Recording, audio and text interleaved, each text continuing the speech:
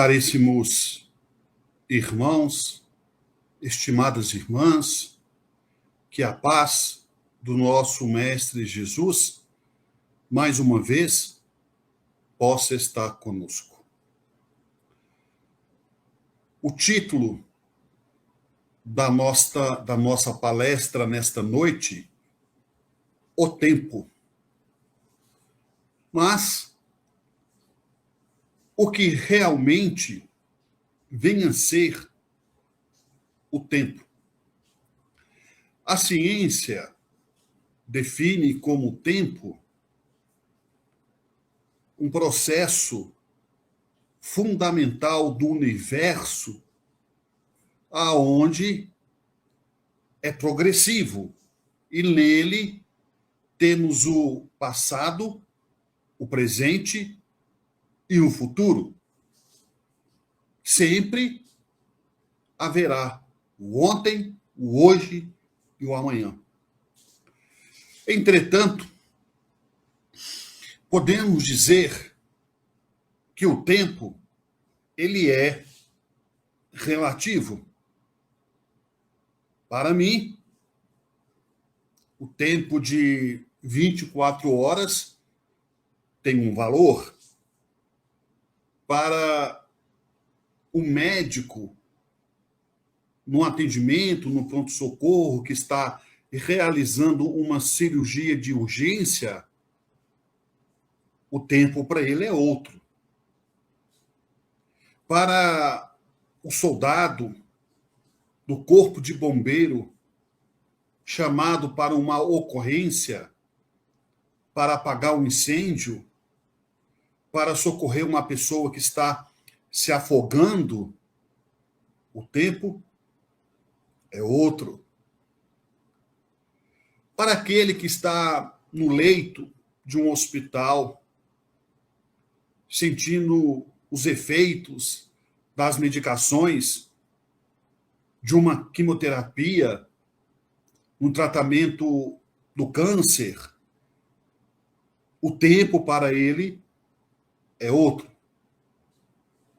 Para aquele que está na natureza, de férias, com a família, no litoral, deitado em uma rede, descansando, para este, o tempo é outro. Sabemos que o tempo não passa em vão. Mais cedo ou mais tarde, todos nós iremos evoluir. Todos nós iremos evoluir espiritualmente, moralmente. A Terra evoluiu, o planeta Terra, de mundo de provas e expiações que somos hoje, éramos no passado um mundo primitivo. Com o passar do tempo, a Terra teve uma evolução. Está no Evangelho segundo o Espiritismo, no capítulo 3º. E com mais tempo, mais adiante, mais no futuro, a Terra passará a ser um planeta de regeneração. Chegamos no entendimento que todos nós somos chamados à evolução através do tempo.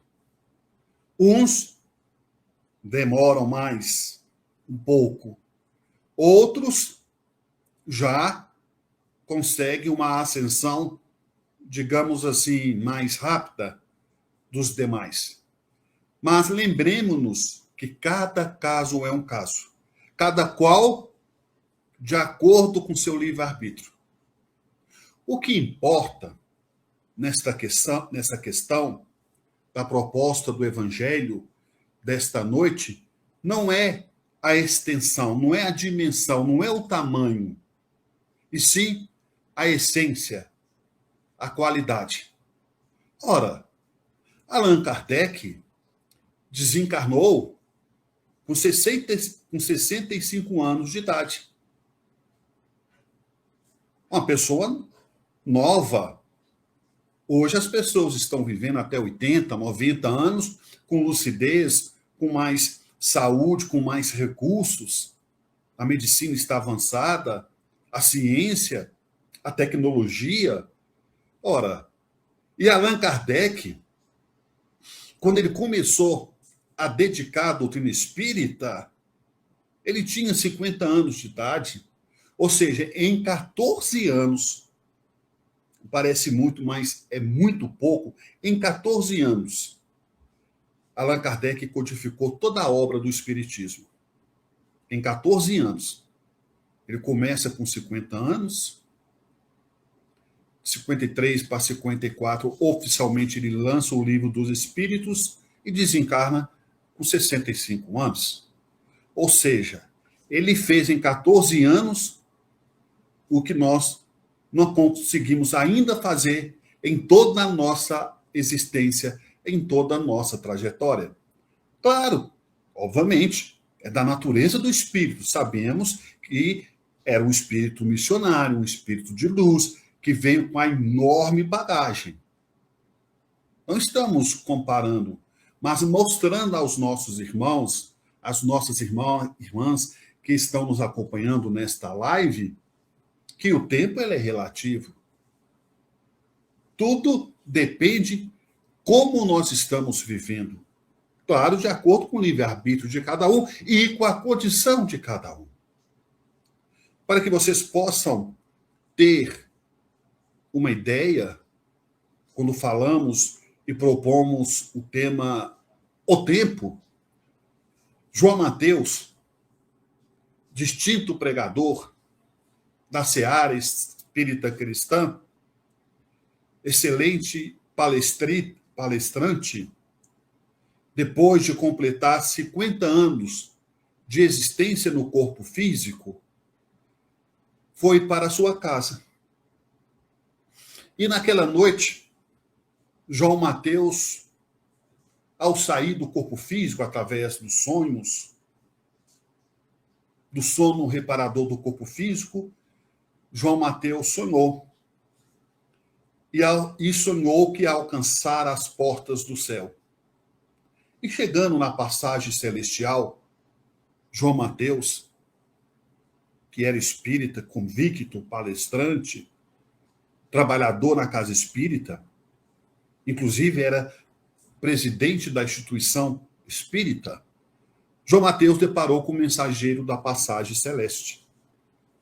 E disse a ele: João Mateus, antes que você adentre a este estabelecimento, convém darmos uma olhada na sua ficha.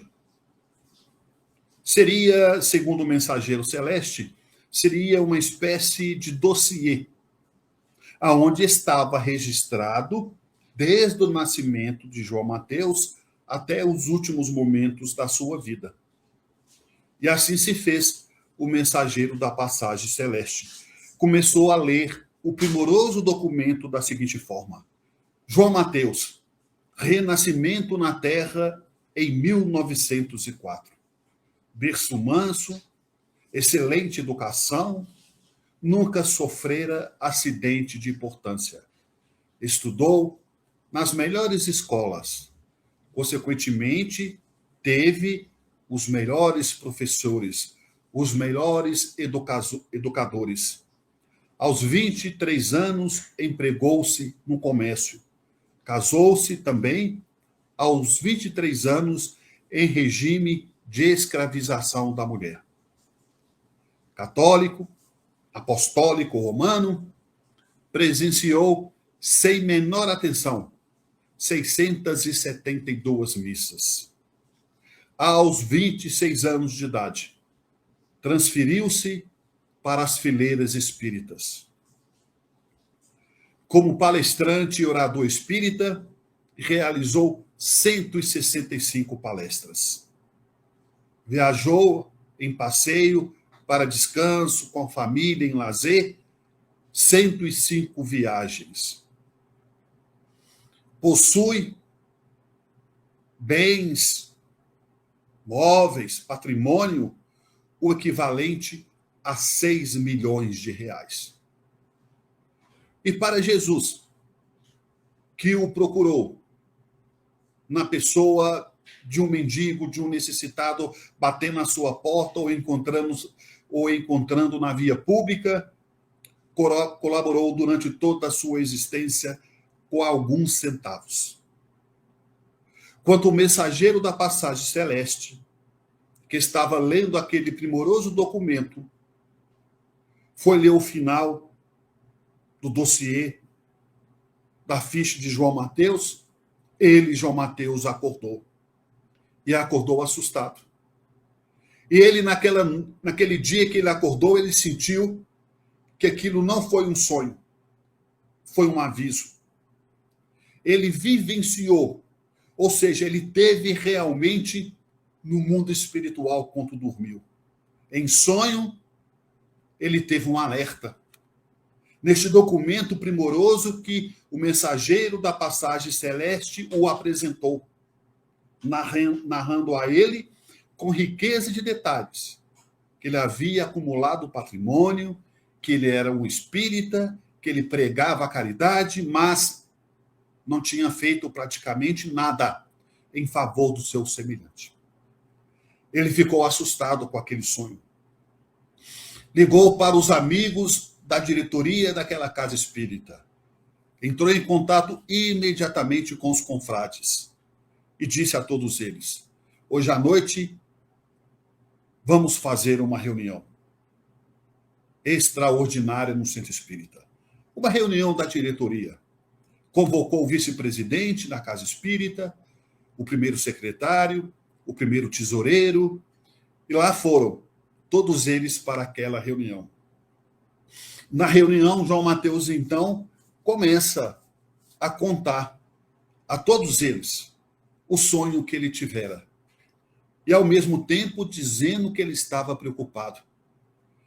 Ele chegou à conclusão que aquilo não foi um sonho, foi um aviso, foi uma realidade, uma advertência. E que daquele dia em diante, ele mudaria. Ele seria uma outra pessoa. Que ele não ia perder tempo. Que ele ia arregaçar as mangas e trabalhar em favor do próximo.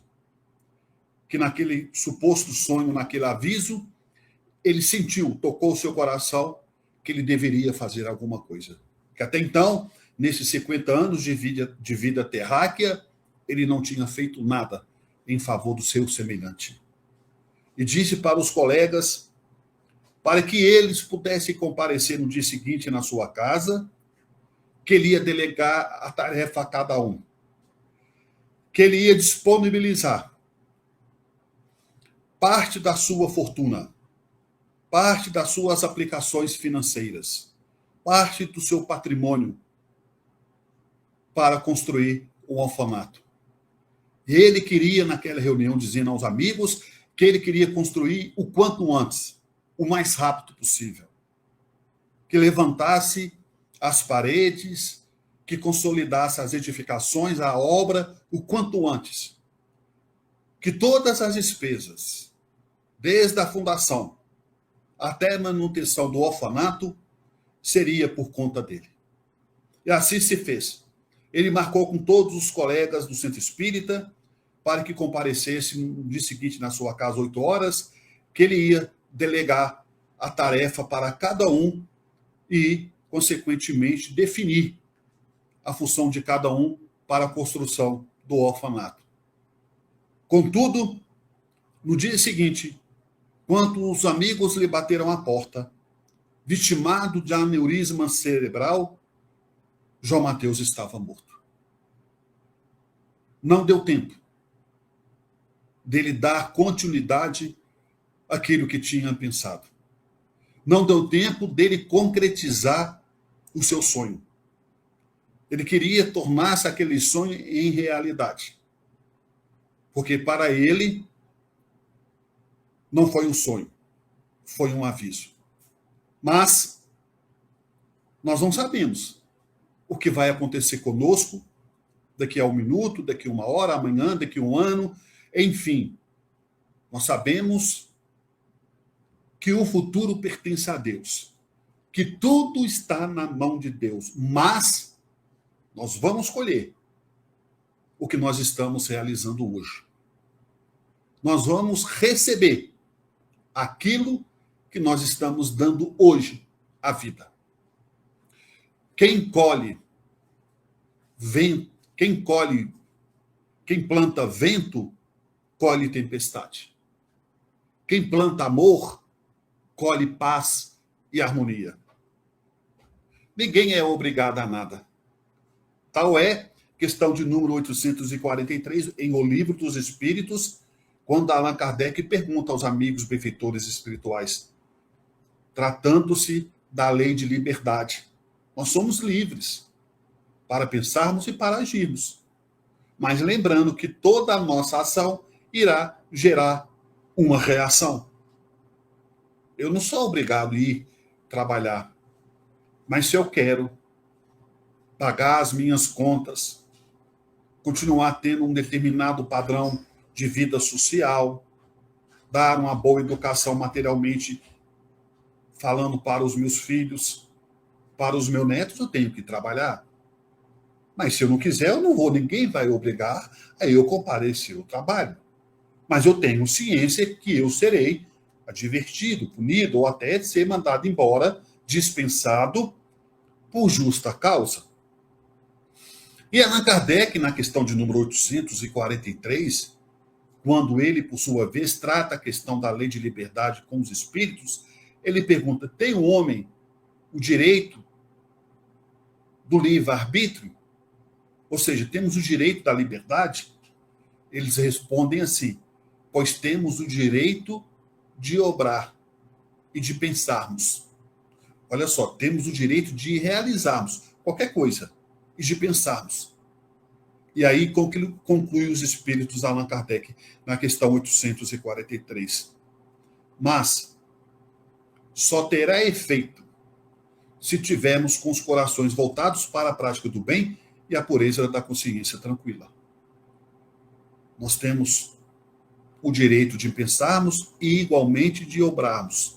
Sem o livre-arbítrio, conclui os espíritos, sem o livre-arbítrio, o homem seria uma máquina. Vejam só que interessante, sem o livre-arbítrio, nós seríamos uma máquina. Então, chegamos à conclusão que um robô ele não tem livre-arbítrio. Ele só age de acordo com o nosso comando. Mas nós temos o nosso livre-arbítrio. Aí é que entra a questão. Nós recebemos comando dos bons espíritos. Ao mesmo tempo, podemos receber também comandos, sugestões de maus espíritos, através da nossa intuição. Aquela intuição do bem, quando ela vem assim, não passa por ali, aquele caminho é perigoso, é ferível você passar por aqui, não faça isso, que você vai sair prejudicado, não faça aquilo, você pode perder seu emprego. Quer dizer, são os comandos, podemos assim dizer, as sugestões dos benfeitores espirituais soprando do nosso ouvido, dando a dica, dando as sugestões para evitar que nós cairmos em tentação, em sofrimento. Ao mesmo tempo também, existe a sugestão do mal, o comando do mal. Ah, se eu fosse lá, se eu fosse você, eu ia lá e fizesse, iria fazer isso, ia dar o troco, ia devolver, eu ia pagar o mal com o mal. Ah, se eu fosse você, eu fazia dessa forma, eu brigava com fulano, eu brigava com ciclano. Ah, se eu fosse você, eu não aceitava isso. São intuições que nós recebemos, muito sutil, não da maneira que eu me expressei aqui, mas de uma forma muito sutil, que nós às vezes achamos que é da nossa cabeça. Às vezes é da nossa própria mente, às vezes não. Por isso a importância do espiritismo, aquele que está buscando conhecer a doutrina espírita, o espiritismo, de estudar as obras de Allan Kardec, as obras de André Luiz, as obras de Emmanuel, para poder ter esse discernimento, fazer esse filtro, para não cair em armadilhas. Por isso que o espiritismo é uma religião que se estuda muito, para aqueles que querem caminhar nela. para aqueles que querem evoluir, para aqueles que querem progredir também. Deus não nos obriga a nada, cada qual com a sua consciência, cada qual com seu livre-arbítrio. Essa é a realidade. Presenciamos a presença do João Mateus no começo da nossa fala. Durante 50 anos ele agiu de uma forma. Ele teve aquele sonho, aquele aviso. Quando ele foi mudar, foi fazer aquela mudança de atitudes, de mudança comportamental, não deu tempo. Ele acabou falecendo, desencarnando. Então, nós não sabemos a hora que nós vamos deixar o corpo físico. Mas não quer dizer com isso que devemos criar um processo obsessivo na nossa vida. Eu tenho que mudar, eu tenho que ajudar as pessoas, eu tenho que ser bom. Não. A fruta, ela amadurece na sua época. A mesma coisa somos nós. Nós vamos amadurecer na hora certa, no momento certo, em que Deus achar que está no momento certo. Quantas pessoas dizem assim, se eu tivesse conhecido o Espiritismo antes, eu não tinha feito tanta besteira. Não é verdade? Quantas pessoas dizem assim, se eu tivesse conhecido o Espiritismo antes, eu não tinha feito tanta besteira. Talvez se tivesse conhecido antes, tinha abandonado, porque não tinha maturidade moral, maturidade espiritual o suficiente para dar prosseguimento. Por isso que o tempo, ele é válido. Ele não passa em vão. Por isso que nós temos que valorizarmos a cada dia, a cada minuto, a cada segundo, para vivermos no bem, independentemente de religião. Viver no bem não precisa ser espírita. Viver no bem não precisa ser católico, apostólico, romano, nem evangélico, nem budista. Viver no bem simplesmente é fazer com o outro aquilo que nós gostaríamos que fizesse conosco. E dar um passo a mais, 2, 3, quantos passos for necessário em benefício dos nossos irmãos. Uma passagem muito interessante da irmã Dulce, quando ela era voluntária, coordenava o hospital em Salvador, na Bahia, muito doente, era franzina, pequena, doente, mas ali estava a irmã Dulce. E todos, quando chegavam ali, admiravam a sua condição física ainda precária, devido à sua saúde debilitada. Ela dormia numa poltrona. Ora, uma pessoa tão doente, já de idade, dormir numa poltrona, e ali ela era feliz naquela poltrona. E aí, um determinado momento, uma pessoa ofereceu para ela um colchão, para que ela pudesse dormir, colocasse na cama e pudesse dormir. Ela aceitou. Mas o que ela fez? Ela aceitou, mas não foi para ela. Foi para colocar na enfermaria, onde faltava colchão para os enfermos. E todos que iam visitar a irmã Dulce ali no hospital, ela aceitava a doação de colchão, não para ela, mas para repassar para a enfermaria. Vejam só a grandeza de alma, a grandeza de espírito. Fácil se torna nós, caríssimos irmãos, estimadas irmãs, doarmos o supérfluo. Fácil é doarmos o que está sobrando à nossa mesa, o que está sobrando no nosso guarda-roupa, ou que está sobrando em nossa conta bancária. Difícil é darmos aquilo que vai nos fazer falta, aquilo que nós temos de mais importante, ou só temos aquilo.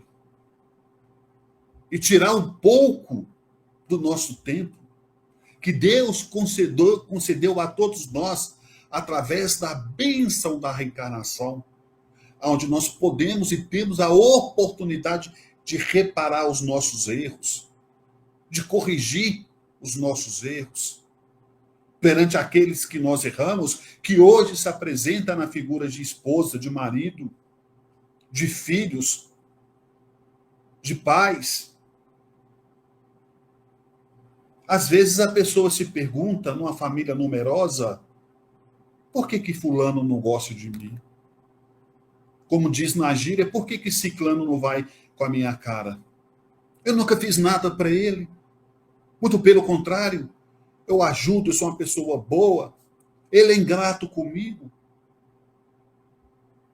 São vínculos de vida passada que viemos nessa condição para trabalhar a nossa humildade, trabalhar esta fera que existe dentro de cada um de nós. Ao menor contratempo, se não trabalharmos os nossos impulsos, as nossas emoções, somos capazes de fazer coisas terríveis. As pessoas matam, as pessoas às vezes roubam, cometem homicídio, delitos, e quando percebem, caem em si, já cometeu. É naquele momento do impulso, é naquele momento da ira, da raiva, é naquele momento da ganância, do assédio, da tentação, em que todos nós estamos sujeitos. Por isso que Allan Kardec definia de forma notável, quando ele diz assim, o verdadeiro espírita, olha só que interessante, o verdadeiro espírita é aquele que se esforça para dominar suas má tendências. O verdadeiro espírita é aquele que se esforça para dominar, para controlar suas má tendências. Ora, logo então chegamos à conclusão que todos nós somos portadores de má tendências. Não é verdade? Todos nós somos portadores de má tendência. Por isso que nós temos que trabalharmos o nosso ímpeto, as nossas emoções. Não é uma tarefa fácil, mas é possível, porque ela começa dentro de nós. É através da oração, é através do culto no lar, no momento oportuno de conversarmos com Deus, no momento oportuno de pedirmos a espiritualidade que nos dê paciência, que nos dê aceitação naquilo que nós não podemos modificar, que nos dê coragem de enfrentar os problemas da vida, que nos dê ponderação, que nos dê respeito, que nos dê ética, bom senso, e principalmente que nos coloque sempre no caminho do bem, através dos nossos pensamentos voltados para a prática do bem. O mundo está aí fora para ser vivido. Infelizmente, a violência, a ganância, a crueldade, o egoísmo, a vaidade domina a humanidade. Mas façamos a nossa parte. Eu não tenho que preocupar se a grama do vizinho é mais verde que a minha. Eu tenho que preocupar com a minha grama e não com a grama do vizinho. Ora, cada qual tem o que merece. Mas vamos trabalhar dentro de nós para que possamos nos tornarmos pessoas melhores. Para diminuir essa fúria, esse animal, esse leão, essa fera que tem dentro de nós. Para domesticar esta fera. Nós já melhoramos muito. E podemos melhorar um tanto mais. Ora, na inauguração do Coliseu em Roma, depois da morte do Cristo, nos anos 80, o imperador romano queria fazer dias de festas durante meses para poder trazer ao povo alegria. Os cristãos sendo jogados para as feras, as batalhas navais, milhares e milhares de pessoas morreram na inauguração do Coliseu. E hoje nós já melhoramos. Não existe mais essa matança em público, onde a plateia vibrava. Mas ontem, eu não sei da onde vocês estão assistindo a nossa live, em um jogo de futebol que foi aqui em Minas Gerais, em Belo Horizonte, na capital mineira, na final do Campeonato Mineiro entre Cruzeiro e Atlético. Foi uma verdadeira pancadaria. Chutes, soco e pontapé. Ou seja, muita violência dentro do esporte, aonde os jogadores ultimamente estão entrando com a faixa antirracismo, diga não à violência. Foi um verdadeiro programa de violência que as pessoas presenciaram, crianças que estavam vendo esse jogo, cena de violência. Não estamos aqui fazendo crítica aos atletas. Talvez nós nos lugares deles, faríamos a mesma coisa, naquele calor, naquela psicosfera de ganhar, de vencer, enfim, daquela rivalidade que se cria, naquele psiquismo que se cria antes, durante o jogo e depois. As pessoas se matam por causa de futebol. E aquela cena ontem lamentável, no estádio do Mineirão, em Belo Horizonte, entre Cruzeiro e Atlético, se reporta a selvageria na época do Coliseu. Porém, claro, já houve uma evolução. Não tinha animais, mas as feras eram os próprios atletas. Que poderia ter saído machucado ou ter um ferimento mais grave. E se vocês possam ver o videotape, ouviram, percebe que a torcida, no calor ali daquela pancadaria, das brigas, a torcida vibrava. A torcida ia ao êxtase, a loucura, vibrando, batendo palma. A torcida do time de um lado, a torcida do outro, do outro. Ou seja, a bola passou, não existir mais no campo, o jogo acabou, o que prevaleceu foi quem bate mais ou quem briga mais. A lei do mais forte.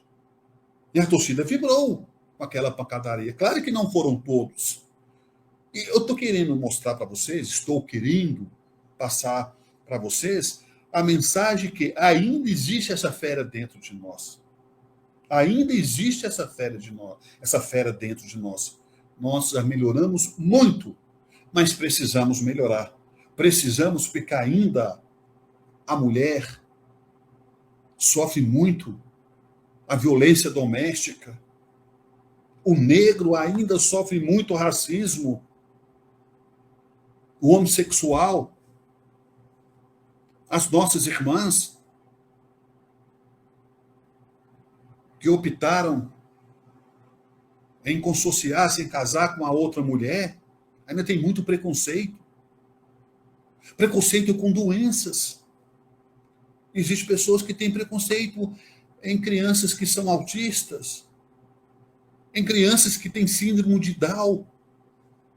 Vejam só, a humanidade tem preconceito em relação às doenças, seja de natureza somática ou psicossomática, seja de natureza física ou de fundo emocional. As pessoas têm preconceito, pois fulano está com depressão. As pessoas têm preconceito. Precisamos melhorar isso dentro de nós, porque ninguém muda ninguém. É lógico, claro, caríssimos irmãos, estimadas irmãs, as campanhas são válidas, são fundamentais. Evoluímos muito. Antigamente, há 30, 40 anos atrás, você podia espancar um animal, às vezes até matar. Hoje tem leis que protegem os animais. Estão agora falando em criar delegacia do animal. E não vai demorar muito. Em alguma cidade do nosso país, em alguma cidade, já tem a lei que o cavalo, ou o jumento, ou o burro, não pode mais puxar a carroça. Ou seja, a profissão de carroceiro acabou. Porque o animalzinho ali, puxando o peso da carroça, do material que ele está carregando, a mercadoria, ele é açoitado, ele apanha para poder puxar a carroça com aquele peso, transportando aquele material, aquela mercadoria. Em algumas cidades já existem leis municipais que é proibido o uso de cavalo em carroças. Nos rodeios também já houve essa mudança dos animais que sofriam, para que ele possa ficar agitado e pular para atender a expectativa da plateia, daqueles que estão concorrendo ao prêmio máximo do rodeio. Então veja o quanto que mudou. Vai mudando, as coisas estão mudando, mas é preciso mudarmos, continuarmos trabalhando, nos esforçando para que amanhã sejamos melhores do que hoje. E para que depois sejamos melhores do que amanhã. Essa mudança, ela vem com o tempo, é inevitável. E que façamos a nossa parte. O maior tesouro que podemos ter, caríssimos irmãos, estimadas irmãs, o maior tesouro que podemos ter é colocarmos a cabeça no nosso travesseiro e dormir tranquilo. É chamada consciência tranquila. É a paz. Isso ninguém rouba, não compra, não ganha, se conquista. E se conquista com esforço, com suor, com trabalho, com dedicação. Deus não desampara ninguém.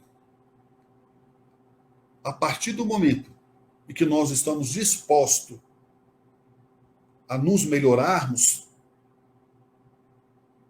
Deus, Ele, com certeza, envia mensageiros de luz, amigos, benfeitores e imortais, para nos auxiliarmos a suportar os problemas, a passar pelas dificuldades. Não é pelo fato que eu quero melhorar, que eu estou melhorando, que eu estou frequentando a casa espírita, que eu estou ajudando, que eu estou fazendo a caridade, que eu vou ficar imune, que eu vou ficar isento. Jesus, durante toda a sua existência que esteve aqui, quando ele começou a sua pregação, começou a cura, ele teve problema a vida toda. O próprio Chico Xavier, a vida toda, problema Chico teve. Problemas diversos que nós talvez não suportaria. E ele suportou. Sofreu, mas suportou. Mas teve um amparo do Emmanuel, que foi seu guia, teve um amparo dos benfeitores espirituais.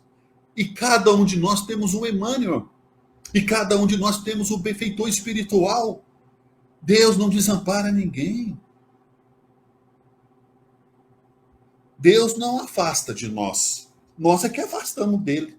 É diferente. Então é preciso, meus irmãos e minhas irmãs, colocarmos mais bom ânimo em nossas vidas, colocar mais boa vontade nas coisas que nós fazemos, nas coisas que nós projetamos a realizarmos. O espírito da boa vontade. Esse é o diferencial que falta em nossas vidas. Não é o espírito benfeitor, não é o espírito A nem B, é o espírito da boa vontade. Porque com boa vontade se tem bons frutos, frutos saudáveis, que nos traz felicidade e que nos traz bem-estar. Que possamos ser gratos à vida, à oportunidade que ela está nos dando, mesmo com os problemas. Sabem por quê? Porque tudo passa. Um dia isso aqui vai passar. Um dia nós não estaremos aqui mais na Terra. E aí, nós vamos depararmos face a face com a nossa própria consciência quando chegarmos no mundo espiritual. Buda, na sétima linha do budismo, ele diz assim: enquanto nós damos um passo em direção a Deus, Deus, caminha 1000 passos em direção a nós. Vejam só que interessante. Enquanto nós damos um passo, diz Buda, enquanto nós damos um passo em direção a Deus, Deus, caminha 1000 passos em direção a nós. Que bênção! Que maravilha! Vamos olhar a vida com os outros olhos. Vamos olhar o adversário com os outros olhos. Porque nós temos adversário, temos pessoas que às vezes nós não simpatizamos. Mas existem pessoas também que não simpatizam conosco. O problema não é só meu. O problema é de todos. É um problema social, é um problema coletivo, é um problema na família, é um problema no trabalho. Ora, ninguém vive sem problema. Emmanuel, em uma sua frase notável, Emmanuel dizia que a dor é um dos melhores ingredientes para a evolução. Então, aprendemos com a dor, primeiramente, para exercermos a nossa inteligência e, consequentemente, encontrarmos a saída ou a solução de inúmeros dos nossos problemas, que às vezes trazemos de vida passada. É assim, como já dizia Francisco de Assis, é dando que se recebe. Então vamos dar à vida coisas boas para a vida, para que possamos nos banharmos de paz e de tranquilidade em nossos corações. Vamos receber. A conta vai chegar. Para todos, mais cedo ou mais tarde. Quem tiver que receber, receberá o benefício. Quem tiver que pagar, pagará pelo demérito. Enfim, a vida é como fosse uma contabilidade, débito ou crédito. Vamos nos esforçarmos para estocarmos valores morais em nosso espírito. Porque só assim, através do amor, do qual podemos compartilhar a solidariedade, o espírito de fraternidade com os nossos irmãos, de perdão, de benevolência, de indulgência para as faltas alheias e do perdão das ofensas. Ante os pesares da vida, observa a alma querida, a dor que ilumina a vida. Sob as provas tais quais são, a terra é uma grande escola de que temos usufruto, lembrando enorme instituto de trabalho e de elevação. Nascemos e renascemos atendendo às leis concisas, conforme as lições precisas que temos nos para dar, no serviço que nos cabem, naquele com quem vivemos, jaz em ponto supremo do nosso próprio lugar. As tarefas em que estejas, cumpre o dever que te assiste. Se a vida parece triste, não te queixes de ninguém. Cada pessoa na terra, intimamente é chamada a servir, de estrada a estrada para a vitória do bem.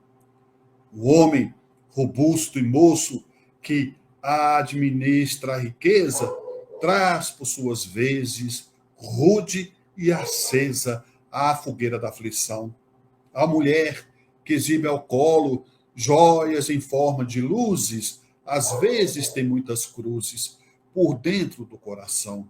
Nunca censures, trabalhe, auxilias e não temas, cada qual guarda problemas em forma de sombra e de dor. Quem mais serve e mais perdoa é aquele que se renova, vencendo de prova em prova na grande escola do amor. Que assim seja, Senhor.